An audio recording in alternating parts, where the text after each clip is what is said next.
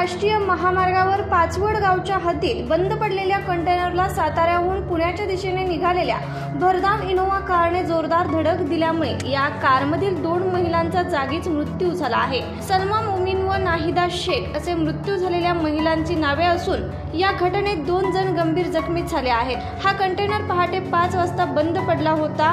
Highway helpline कर्मचाऱ्यांनी वेळेतच उपाययोजना केली असती तर हा अपघात झाला नसता। या घटनेची माहिती मिळताच भुईंज पोलीस घटनास्थळी दाखल झाले असून जखमींना तात्काळ शासकीय रुग्णालयात उपचारासाठी दाखल करण्यात आले आहे। दरम्यान कैफ इरफान मोमीन वय वर्ष 14 राहणार शनिवार पेठ, बशीर शेख वय वर्ष 73 राहणार शनिवार पेठ, इरफान इक्बाल मोमीन वय वर्ष 40 राहणार शनिवार पेठ, चालक सलीम पठाण वय वर्ष 23 राहणार मेढा। दोन्ही मृतदेह पोलिसांनी शवविच्छेदनासाठी शासकीय रुग्णालयात हलवले असून या अपघाताची नोंद भुईंज पोलीस ठाण्यात करण्यात आली आहे।